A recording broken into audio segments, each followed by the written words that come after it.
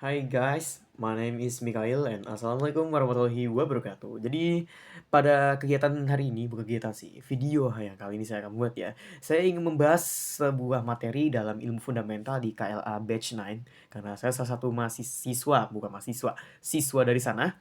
Maka saya akan menyampaikan beberapa materi nih. Bukan beberapa, tapi satu materi yang merupakan second favorite dari saya. Karena kan favorit saya pertama itu tipologi manusia ya. Nah, yang favorit saya keduanya itu adalah sensoric power. Kenapa sensoric power itu jadi salah satu hal yang saya suka itu karena begini teman-teman, manusia itu kan merupakan makhluk sosial, makhluk yang memiliki perbedaannya masing-masing gitu loh, makhluk individual atau enggak makhluk yang kelompok, bahkan ada juga makhluk yang kompleks itu kan sama manusia itu ya. Tapi di sini kita pasti tahu kan bahwasanya kita sadar gitu loh, bahwasanya ada beberapa keahlian yang kita sukai, yang kita bidangi gitu. Contoh, saya ini adalah seorang MC. Saya memiliki bidang di public speaking dan kecerdasan saya adalah di bidang public speaking. Jadi otomatis saya ini bukanlah seorang atlet, saya juga bukan seorang penyanyi gitu karena saya seorang MC. Karena kecerdasan saya ada di sebagian public speaking atau di seluruhnya ada di public speaking. Seperti itu. Jadi itu bahwasanya saya ini bukanlah orang yang memiliki kecerdasan lainnya. Saya hanya memiliki kecerdasan ini. Namun di sini kita harus pahami gitu loh teman-teman. Karena manusia itu memiliki kecerdasan yang banyak. Gak cuman public speaking, matematika, bahasa Inggris, dan lain-lain sebagainya. Manusia itu memiliki kecerdasan yang banyak. Apa aja sih kecerdasannya? Maka kita akan bahas dalam 10 kecerdasan manusia atau yang kita sebut sebagai sensory power. Langsung aja kita bahas. Untuk yang pertama, ya ini adalah sensory power yang bernama kecerdasan linguistik.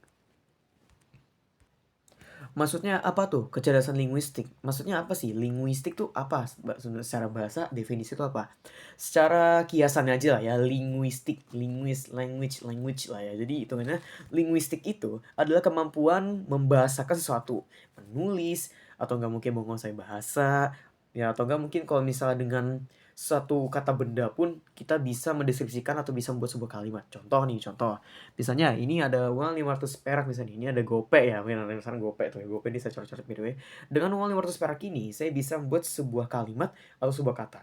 Dengan uang 500 itu saya bisa beli permen loh. Nah itu contohnya seperti itu, sesimpel itu aja. Atau mungkin kalau misalnya saya kasih kata, satu kata guling, apa teman-teman bisa deskripsikan dari kata guling itu? Coba comment on down below, oke? Kalau teman-teman punya ide kata-katanya apa seperti itu.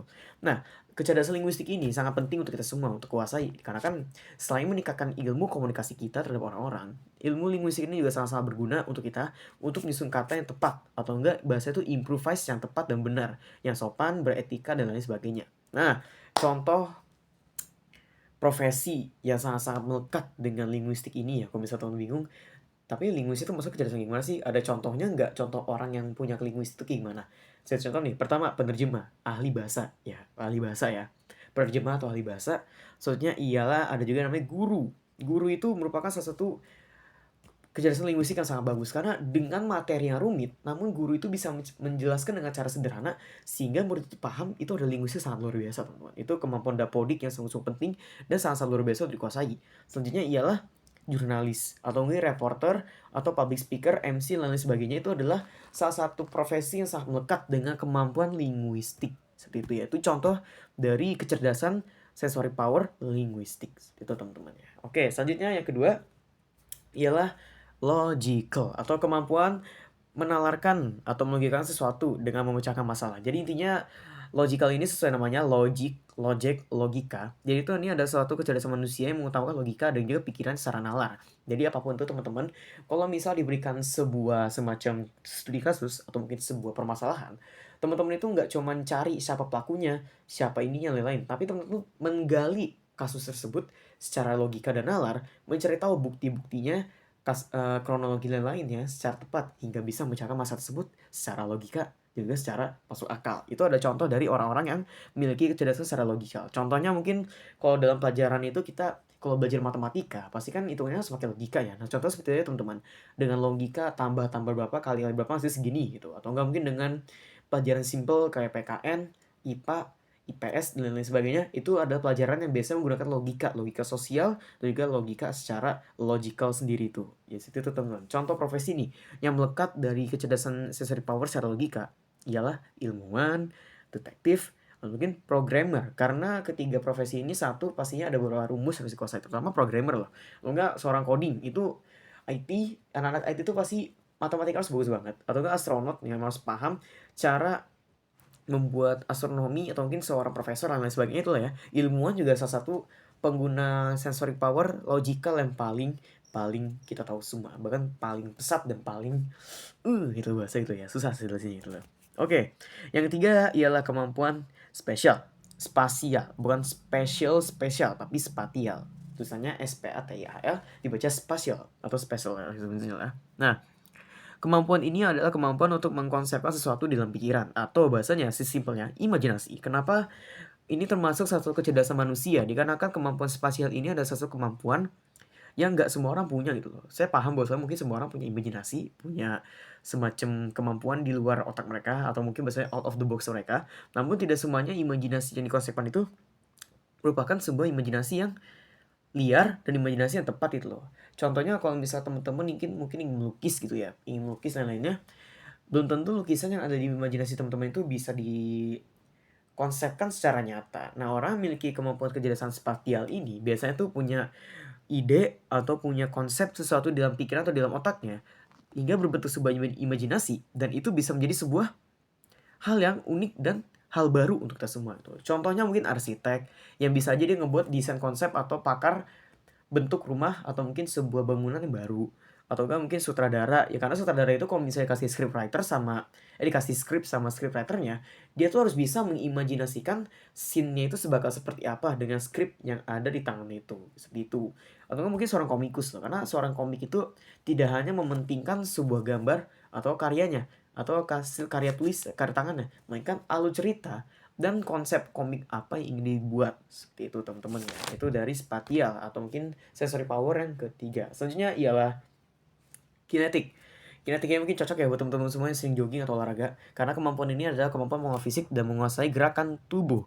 Jadi intinya biasanya itu kegiatan seperti ini yang biasa dilakukan itu adalah contohnya kayak jogging, gym, lari pagi dan lain sebagainya. Karena profesi seperti ini selain menyehatkan badan, merupakan sebuah kegiatan yang aktif selain kegiatan lainnya yang bisa kita lakukan. Contohnya mungkin profesinya adalah atlet, atau enggak seorang apa ya bahasa ya, atlet, paling mereka sih atlet emang ya, dan lain-lain sebagainya kalau teman-teman tahu.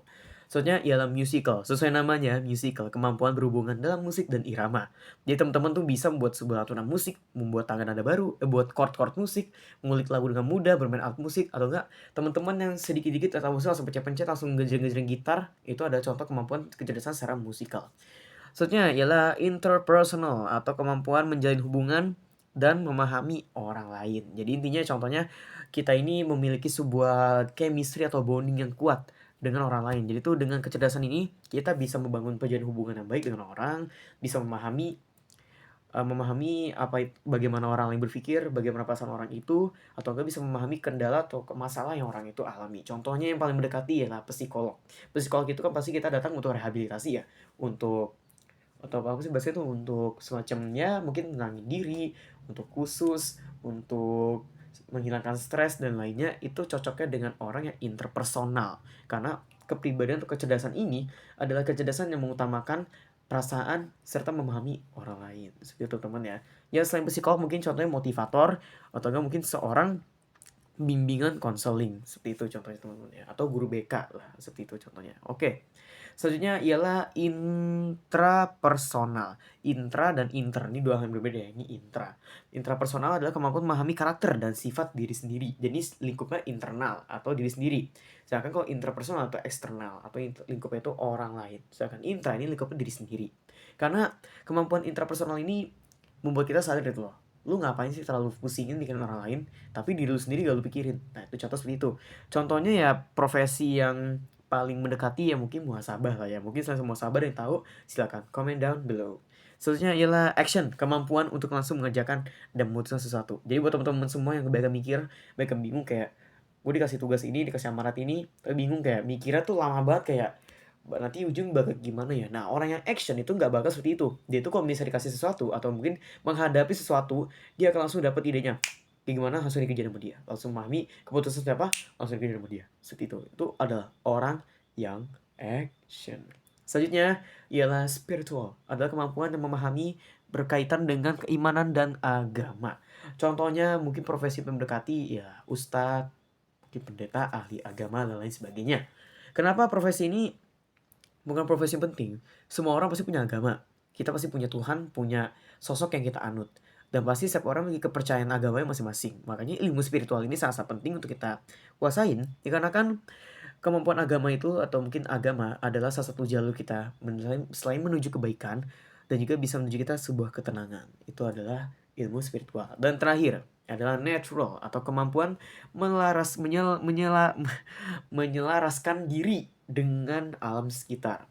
Contohnya profesi yang paling mendekati dari kecerdasan natural ini mungkin ya yang teman-teman tahu ialah seorang zoologi atau enggak zoologi, ada tuh namanya kriptozoologi atau kriptozoologi yang meneliti makhluk-makhluk yang belum jelas keberadaannya di mana. Itu adalah contoh profesi natural yang sangat tepat atau yang sangat pas itu untuk seorang pekerja, untuk seorang kecerdasan natural, karena dengan ilmu natural ini kita tuh bisa memahami juga bisa menjelaskan diri dengan alam sekitar. That's it all for today. See you next time. See you soon.